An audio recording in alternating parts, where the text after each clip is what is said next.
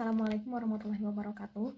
Kami dari kelompok 10 dengan anggota saya sendiri, Naya Aulia Febriani dengan NIM 2006795 dan rekan saya Santi Samrotul Puadah dengan NIM 2006710. Materi yang akan kami sampaikan adalah mengenai kalor. Di sini kami akan menjelaskan tentang konsep kalor, hubungan kalor dengan suhu dan wujud benda, serta menjelaskan konsep tentang asas Planck. Materi pertama akan disampaikan oleh Santi.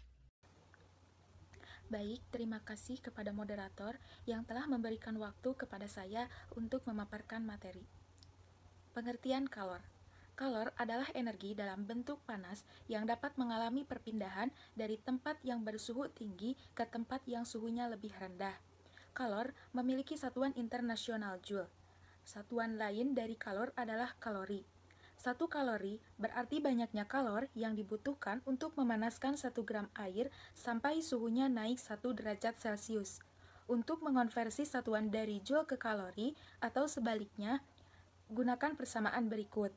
1 kalori sama dengan 4,2 joule, sedangkan 1 joule sama dengan 0,24 kalori. Hubungan kalor dengan suhu dan wujud benda. Yang pertama yaitu ada kalor dan perubahan suhu benda. Suhu benda akan naik jika benda itu mendapatkan kalor. Sebaliknya, suhu benda akan turun jika kalor dilepaskan dari benda itu. Kenaikan suhu oleh kalor dipengaruhi massa benda. Untuk menaikkan suhu yang sama, air bermassa 200 gram memerlukan kalor yang lebih besar daripada air bermassa 100 gram. Perubahan suhu pada skala Celcius sama dengan perubahan suhu pada skala Kelvin. Tabel ini menunjukkan kalor jenis beberapa bahan. Yang pertama yaitu ada air, kalor jenisnya 4200 Joule per kilogram derajat Celcius. Kemudian yang kedua yaitu ada alkohol, kalor jenisnya yaitu 2450 Joule per kilogram derajat Celcius. Kemudian ada es, kalor jenisnya 2100 Joule per kilogram derajat Celcius. Kemudian ada udara, kalor jenisnya 1000 Joule per kilogram derajat Celcius. Kemudian ada aluminium, kalor jenisnya 900 Joule per kilogram derajat Celcius. Kemudian ada kaca, kalor jenisnya 670 Joule per kilogram derajat Celcius. Kemudian ada raksa, kalor jenisnya 140 Joule per kilogram derajat Celcius. Kemudian ada besi, kalor jenisnya 460 Joule per kilogram derajat Celcius. Kemudian ada tembaga, kalor jenisnya 390 Joule per kilogram derajat Celcius. Kemudian ada perak, kalor jenisnya 230 Joule per kilogram derajat Celcius. Secara induktif, makin besar kenaikan suhu suatu benda, makin besar pula kalor yang diserapnya. Selain itu, kalor yang diserap benda juga bergantung pada massa benda dan bahan penyusun benda. Secara matematis, rumusnya dapat dituliskan yaitu Q sama dengan M dikali C dikali delta T. Q yaitu jumlah kalor yang diberikan, M adalah massa benda, C adalah kalor jenis, delta T yaitu perubahan suhu. Selanjutnya ada contoh soal. Berapa besar kalor yang diperlukan untuk menaikkan suhu sebatang besi yang bermassa 10 kg dari 20 derajat Celcius menjadi 100 derajat Celcius, jika kalor jenis besi 450 Joule per kilogram derajat Celcius. Nah, di sini sudah diketahui massanya yaitu 10 kg. Kemudian T1-nya yaitu sebagai suhu awal 20 derajat Celcius, kemudian T2-nya 100 derajat Celcius.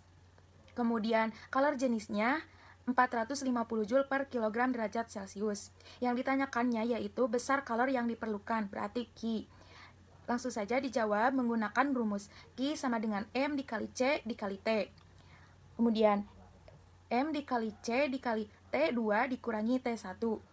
Masukkan massanya 10, berarti M-nya 10 dikali C-nya 450 Joule per kilogram dikali T2-nya 100 dikurangi T1-nya 20.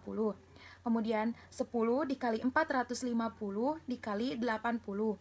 Jadi jumlahnya yaitu 360.000 Joule atau sama dengan 360 kalor Joule.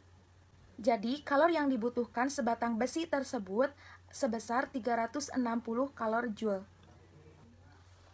Kemudian yang kedua yaitu ada kalor pada perubahan wujud benda.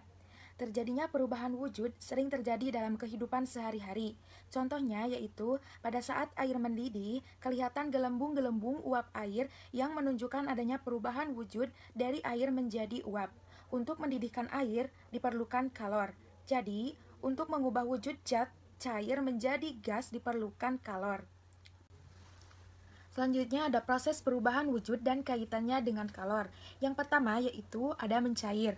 Mencair merupakan proses wujud dari zat padat menjadi zat cair. Pada proses mencair yaitu memerlukan kalor. Contohnya pada lilin yang dibakar, kemudian logam yang dipanaskan, dan coklat yang dipanaskan. Kemudian yang kedua yaitu membeku. Membeku merupakan proses perubahan wujud dari zat cair menjadi zat padat. Pada proses membeku yaitu melepaskan kalor. Contohnya yaitu membuat es batu, membuat gula merah, membuat agar-agar. Kemudian yang ketiga yaitu menguap. Menguap merupakan proses perubahan wujud dari cair menjadi zat gas. Pada proses menguap memerlukan kalor. Contohnya yaitu penguapan pada saat memasak air. Kemudian bensin yang akan habis jika terkena panas. Kemudian menjemur pakaian dan penguapan air laut. Kemudian yang keempat yaitu mengembun. Mengembun merupakan proses perubahan wujud dari gas menjadi zat cair. Pada proses mengembun melepaskan kalor. Contohnya yaitu pengembunan pada gelas yang diisi air dingin atau es, kemudian pengembunan pada kaca setelah hujan, kemudian pengembunan pada tumbuhan di pagi hari, dan embun dari hasil pernapasan. Yang kelima yaitu menyublim. Menyublim merupakan proses perubahan wujud dari zat padat menjadi zat gas. Pada proses menyublim memerlukan kalor. Contohnya yaitu kapur barus di ruangan lama-lama menghilang. Kemudian pewangi ruangan lama-lama habis. Kemudian belerang yang menjadi gas. Dan yang keenam yaitu menghablur atau mengkristal. Mengkristal atau menghablur merupakan perubahan wujud dari gas menjadi zat padat. Pada proses menghablur melepaskan kalor. Contohnya yaitu terbentuk jelaga dari asap, kemudian knalpot yang menghitam, dan pembentukan salju dari gas. Sekian pemaparan materi dari saya. Selanjutnya akan disampaikan oleh rekan saya. Kepada Nelly dipersilahkan. Terima kasih kepada Santi yang telah memaparkan materinya. Di sini saya akan melanjutkan pemaparan materi dari Santi mengenai kalor laten. Seperti yang sudah dijelaskan tadi, bahwa untuk mengubah wujud zat diperlukan adanya kalor. Banyaknya kalor yang diperlukan untuk mengubah wujud zat disebut kalor laten. Kalor laten terdiri dari dua, yaitu kalor uap dan kalor lebur. Kalor uap adalah banyaknya kalor yang diserap oleh 1 kg benda untuk mengubah wujudnya dari cair menjadi gas, atau kalor yang dilepaskan 1 kg benda untuk mengubah wujudnya dari gas menjadi cair. Rumus kalor uap yakni Q sama dengan M dikali U. Kalor lebur adalah banyaknya kalor yang diserap oleh 1 kg benda untuk mengubah wujudnya dari padat menjadi cair, atau kalor yang dilepaskan oleh 1 kg benda untuk mengubah wujudnya dari cair menjadi padat. Rumus kalor lebur adalah Q sama dengan M dikali L, dengan keterangan Q sama dengan kalor yang dibutuhkan atau dilepaskan untuk berubah wujud dengan satuan Joule. M adalah massa zat yang berubah wujud dengan satuan kilogram. L adalah kalor lebur atau kalor beku dengan satuan Joule per kilogram. U adalah kalor penguapan atau kalor pengembunan dengan satuan Joule per kilogram. Berikut ini merupakan contoh soal dari kalor laten. Berapakah kalor yang diperlukan untuk meleburkan 5 kg air dalam keadaan beku atau es jika kalor lebur air tersebut 336.000 Joule per kilogram? Penyelesaiannya sebagai berikut. Diketahui massa air sama dengan 5 kg. Kalor lebur air sama dengan 336.000 Joule per kilogram. Yang ditanyakan adalah Q atau kalor yang diperlukan untuk meleburkannya. Sesuai dengan rumus kalor lebur pada kalor laten, maka Q sama dengan M dikali L. Q sama dengan 5 kg dikali 336.000 Joule per kilogram. Q sama dengan 1.680.000 Joule. Jadi, es tersebut memerlukan kalor sebesar 1.680.000 agar melebur pada titik leburnya. Perpindahan kalor. Perlu diingat bahwa kalor merupakan energi. Artinya, kalor dapat berpindah dari satu tempat ke tempat yang lain. Perpindahan kalor dibedakan menjadi 3, yaitu konduksi, konveksi, dan radiasi. Adapun perbedaan ketiganya adalah sebagai berikut. Yang pertama, konduksi. Konduksi adalah perpindahan kalor dari tempat bersuhu tinggi ke tempat bersuhu rendah, tetapi tidak disertai perpindahan zat perantaranya.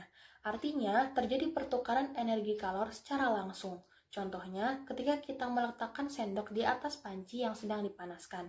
Semakin lama, sendok akan ikut menjadi panas karena adanya aliran kalor dari panci ke sendok. Yang kedua, konveksi. Konveksi adalah perpindahan kalor dari satu tempat ke tempat lain disertai perpindahan zat perantaranya. Contohnya, terbentuknya angin darat dan angin laut. Contoh lainnya, saat kita mendidihkan air, maka air bagian bawah mendapatkan kalor dari pemanas. Partikel air memuai sehingga menjadi lebih ringan dan bergerak naik dan digantikan dengan partikel air dingin dari bagian atas. Dengan cara ini, panas dari air bagian bawah berpindah bersama aliran air menuju bagian atas. Yang ketiga, radiasi. Radiasi adalah perpindahan kalor tanpa melalui zat perantara. Contohnya, sinar matahari yang sampai ke bumi. Sinar matahari tidak membutuhkan medium apapun untuk merambat agar sampai ke bumi. Selanjutnya, mengenai asas Black. Asas Black adalah suatu prinsip dalam termodinamika yang dikemukakan oleh ilmuwan fisika asal Skotlandia bernama Joseph Black pada tahun 1760. Black berhasil merumuskan suatu konsep tentang aliran kalor dari dua zat yang berbeda suhu. Konsep tersebut kita kenal sampai sekarang dengan sebutan asas Black. Bunyi asas Black adalah sebagai berikut. Pada percampuran dua zat, banyaknya kalor yang dilepas zat yang suhunya lebih tinggi sama dengan banyaknya kalor yang diterima zat yang suhunya lebih rendah.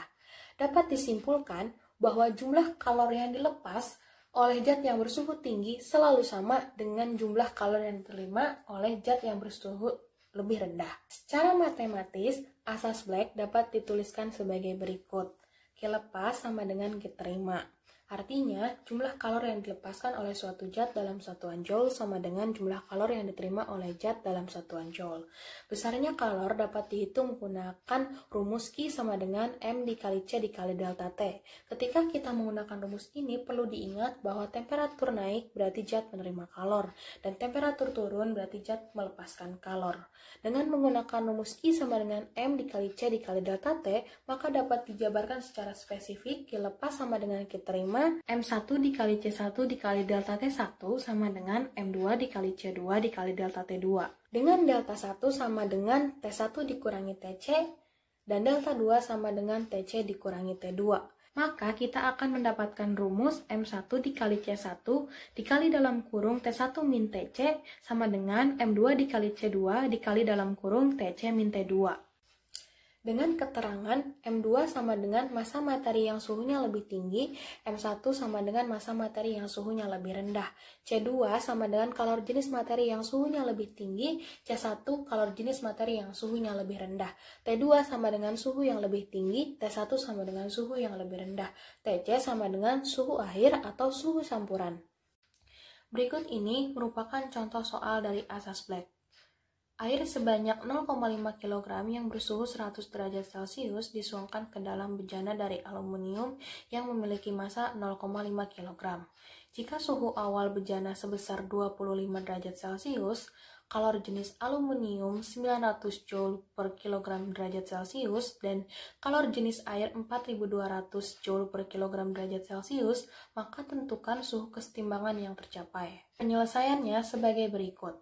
Diketahui massa bejana sama dengan 0,5 kg, massa air sama dengan 0,5 kg, suhu air sama dengan 100 derajat Celcius, suhu bejana sama dengan 25 derajat Celcius, kalor jenis air sama dengan 4200 Joule per kilogram derajat Celcius, kalor bejana sama dengan 900 Joule per kilogram derajat Celcius. Yang ditanyakan adalah suhu kesetimbangan.